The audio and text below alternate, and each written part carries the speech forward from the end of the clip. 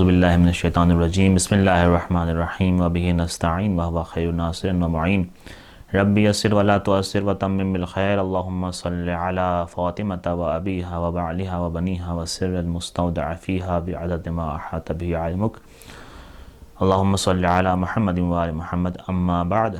السلام علیکم ورحمۃ اللہ وبرکاتہ۔ امید کرتے ہیں کہ آپ سب خیریت سے ہوں گے اور جہاں جہاں آباد ہیں دعا کرتے ہیں کہ آپ سب خیر و عافیت کے ساتھ رہیں۔ عزیزو، فضیلت شعبان، جب بھی ہم کسی مہینے کی یا کسی دن کے فضیلت کی بات کرتے ہیں تو یقیناً وہ فضیلت ہماری نگاہ میں ہی فضیلت نہیں ہوتی، بلکہ وہ خداوند کریم اور رسول اکرم صلی اللہ علیہ وآلہ وسلم اور ائمہ طاہرین کی نگاہ میں بھی وہ مہینہ اور وہ دن بھی فضیلت کا معیار قرار پاتا ہے۔ اور ظاہر سی بات ہے کہ ہماری زندگی میں کوئی بھی دن اور کوئی بھی مہینہ یا کوئی بھی سال ایسا نہیں گزرنا چاہیے کہ جس میں ہمارے لیے جو رول ماڈل ہیں وہ یہی ائمہ ہیں، یہی اہل البیت ہیں، یہی اللہ کے رسول ہیں۔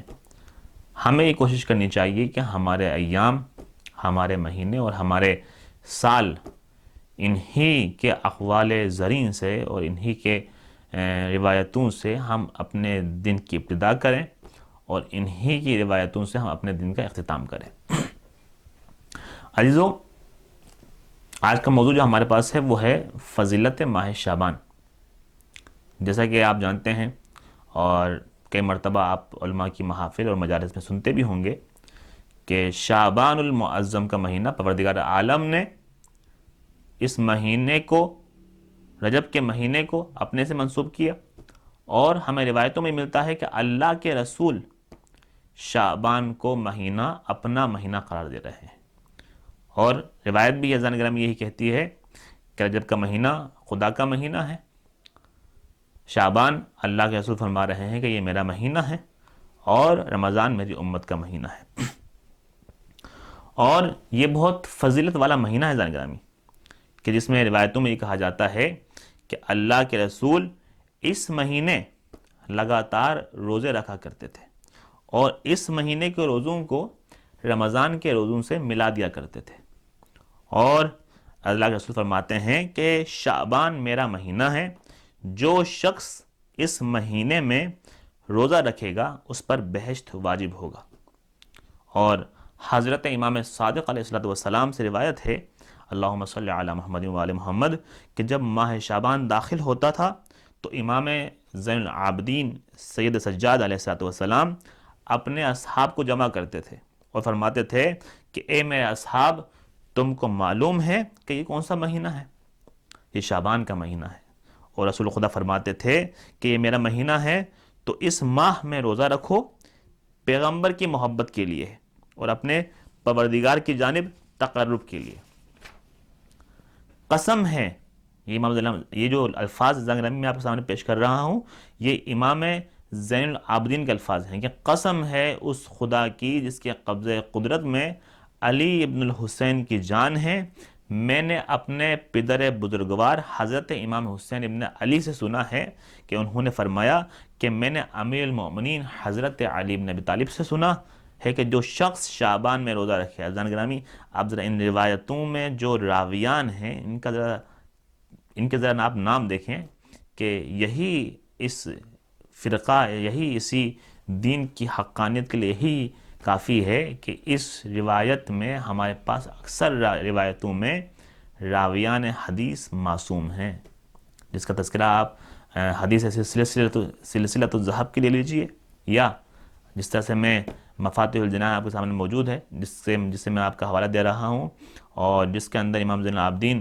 اپنے اصحاب کو جمع کر کے یہ روایت ارشاد فرما رہے ہیں کہ میں نے اپنے پدر بزرگوار، امام خود بھی معصوم ہیں امام زین العابدین، ان کے والد حضرت امام حسین بھی معصوم، اور انہوں نے اپنے والد امیر المؤمنین علی بن ابی طالب علیہ السلام سے نقل کیا معصوم، کہ جو شخص شعبان میں روزہ رکھے پیغمبر خدا کی محبت کے لیے اور خدا کے تقرب کے واسطے، تو اس کو خدا اپنے کرم سے روز قیامت اپنے قریب کرے گا، اور اس کے لیے جنت کو لازم قرار دے گا۔ اللہ اکبر۔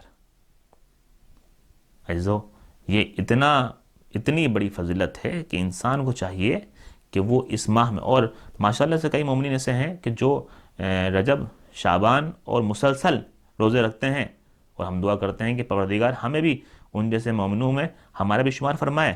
تو اسی طرح ایک ہمیں روایت ملتی ہے صفوان جمال سے کہ انہوں نے کہا کہ مجھ سے امام صادق، صفوان جمال راوی ہیں، اور یہ کہہ رہے ہیں کہ امام صادق سے بیان فرمایا کہ ان لوگوں کو جو تمہارے اطراف و جوار میں ہیں روزہ شعبان کے لیے آمادہ کرو۔ امام کس سے فرما رہے ہیں؟ صفوان جمال سے فرما رہے ہیں کہ ان لوگوں کو جو آپ کے آس پاس رہتے ہیں، آپ کے ارد گرد میں ہیں، ان کو ماہ شعبان کے روزوں کے لیے آمادہ کرو۔ میں نے کہا کہ مولا میں آپ پر فدا ہو جاؤں، اس کی بھی کچھ فضیلت ہے؟ تو امام فرما رہے ہیں کہ ہاں، جب بھی رسول خدا شعبان کا چاند دیکھتے تھے تو حکم دیتے تھے کہ منادی کو کہ ندا کرے کہ مدینہ میں اے اہل مدینہ، رسول خدا کا قاصد آیا ہوں تمہارے پاس۔ انہوں نے حکم دیا ہے کہ اللہ کے رسول نے حکم دیا ہے کہ شعبان میرا مہینہ ہے، خدا رحمت نازل کرے جو اس شخص پر جو میری مدد کرے میرے مہینے میں۔ عزیزان میں دیکھیے ذرا اس جملے پر ذرا غور کیجئے گا۔ اللہ کے رسول فرما رہے ہیں کہ اعلان کرو اور یہ کہہ دو کہ جو شخص میری مدد کرے خدا اس پر اپنی رحمت نازل کرے، اور مدد کیسی کرے؟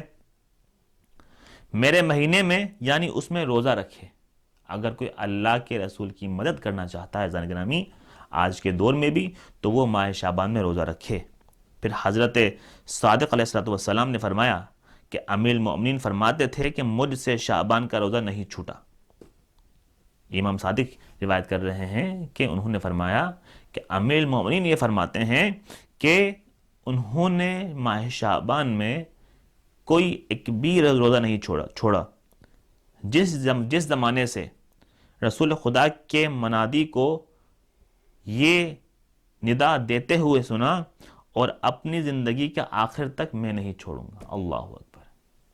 یعنی کہ امام علی علیہ السلام جنگ بدر میں بھی اللہ کے رسول کے ساتھ دے رہے ہیں، رسول کی خدمت کر رہے ہیں، جنگ احد میں رسول کی خدمت کر رہے ہیں، جنگ خندق میں خدمت کر رہے ہیں، جنگ خیبر میں خدمت کر رہے ہیں، جنگ حنین میں کر رہے ہیں، غزوات میں کر رہے ہیں، اور ساتھ میں ماہ شعبان میں روزہ رکھ کر بھی بتا رہے ہیں کہ رسول کی خدمت کیسے کیا جاتا ہے۔ اللہ اکبر۔